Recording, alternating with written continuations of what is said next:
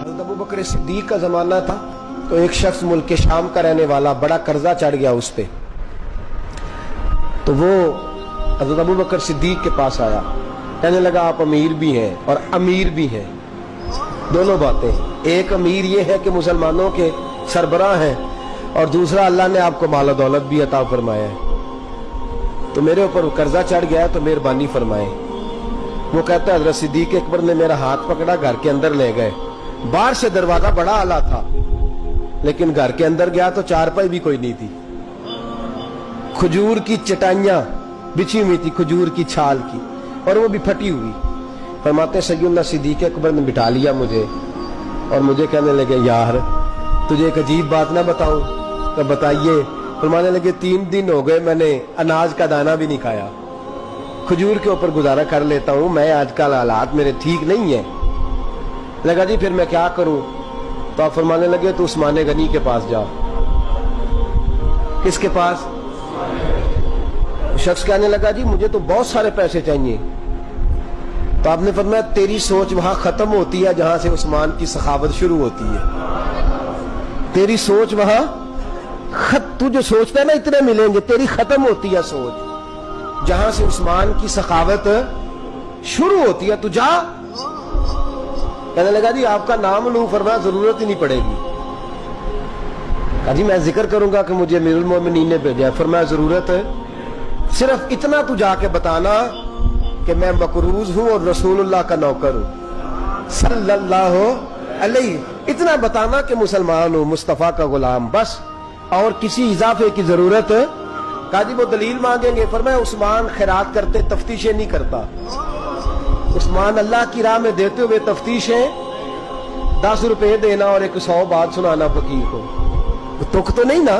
10 रुपए और 100 किस्म के ताने ना दे तू मियां, चशम पोशी कर जा। तुझे किसने इजाजत दी है टटोलने की, फोलने की और क्रोधने की? ये हाल अगर तेरे साथ किया जाए, रब अगर तुझे टटोल के दे तो तेरा क्या बने? रब करीम अगर तुझे टटोल के दे के पहले बता नमाजें कितनी पड़ी है, सवेरे उठता है कि नहीं, तो तेरा क्या हाल होगा? तू टटोलता फिरता है 10 रुपए देने के लिए।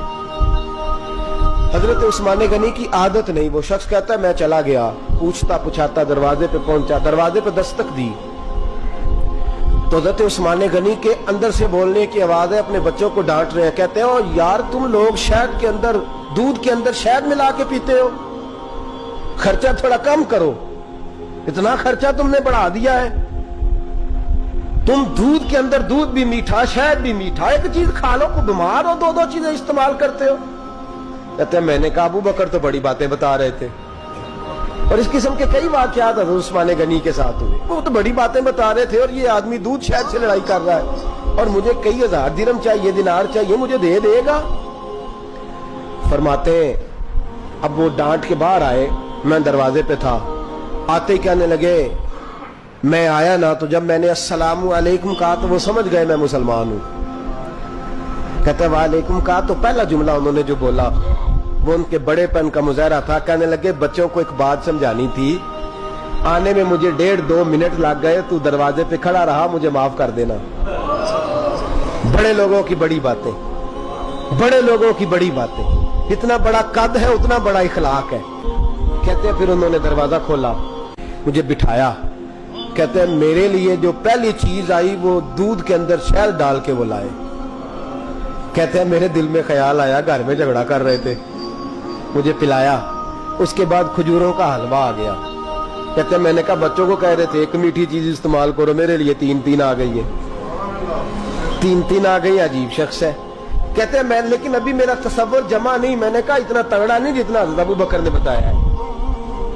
कहते हैं खिला पिला के ना फिर पूछने लगे कैसे आए हो, कैसे आए हो? तो कहते हैं मैंने कहा कि जनाब मैं मजबूर हूं। आज बहुत सारे लोग हैं ना जिनके पास किसी की बात सुनने का टाइम ही नहीं, कहते मोटी मोटी बात करें, आखिरी आखिरी। हजरत उस्मान गनी पूरी खिला पिला के कहने लगे कैसे आना हुआ? कहते मैंने कहा जी मैं मुसलमान हूं, मुल्क के शाम के मुज़ाफात के एक गांव का रहने वाला हूं, कुछ कारोबारी मुश्किलात आई तो मैं मकरूज हो गया, मेरे ऊपर कर्जा है, मुझे कुछ पैसों की आदत है। फरमाने लगे मैंने कुछ पैसे कहा, उन्होंने ایک آواز دی تو ان کا غلام آیا ایک اونٹ کے اوپر لدا ہوا سامان لے کے. کس کے اوپر؟ اونٹ کے اوپر. کہتا ہے مجھے 3000 اشرفیوں کی ضرورت تھی. میں نے بتایا نہیں 3000 چاہیے. اونٹ آیا تو حضرت عثمان غنی کہنے لگے اس اونٹ پر تیرے لیے تیرے گھر والوں کے لیے میں نے کپڑے بھی رکھوا دیے, کھانا بھی رکھوا دیا اور 6000 اشرفیاں بھی رکھوا دیے. تو پیدل آیا ہے تو اب اونٹ لے کے جا. کہتے میں نے کہا حضور اونٹ واپس کون کرنے آئے گا؟ کہنے لگے واپس کرنے کے لیے دیا ہی نہیں تو تحفہ ہے تو لے جا. کہتے ہیں میں کہاں سے چلا تھا ڈھونڈتا اور مدینے میں آیا, اور جب مدینے میں آیا تو پھر اللہ نے جھولی بھر کے عطا فرمایا. کہتے ہیں میری آنکھوں میں آنسو آ گئے اور میں نے کہا حضور آپ نے تو میری ضرورت سے کہیں بڑھ کے نواز دیا ہے, مجھے معاف کیجئے گا. میں سوچ رہا تھا کہ دودھ شاید پہ گھر میں لڑائی ہو رہی ہے. آپ فرمانے لگے رب نے جو مجھے پیسے دیے ہیں اس لیے نہیں دیے کہ میری اولادیں موج مستی کرتی پھرے, میرے مالک نے مجھے نوازا ہے تاکہ میں محمد عربی کی امت کی نوکری کروں صلی اللہ علیہ. یہ سخاوت کا حال. فرماتے میں نے نہیں بتایا کہ مجھے سیدنا صدیق اکبر نے بھیجا ہے. فرماتے میں دروازے تک گیا تو میں نے کہا شکریہ جزاک اللہ آپ کی مہربانی. تو مسکرا کے فرمانے لگے میرا شکریہ ادا نہ کر, ابو بکر صدیق کا کر. میرا نہ شکریہ ادا کر, شکریہ ابو بکر صدیق کا جس نے تجھے یہ رستہ دکھایا ہے. فرماتے میں نے کہا حضور آپ فرمایا جاؤ جاؤ جاؤ تمہارا کام ہو گیا نا, تفصیلات میں نہ جاؤ. یہ شان سخاوت سیدنا عثمان غنی رضی اللہ تعالیٰ عنہ کی.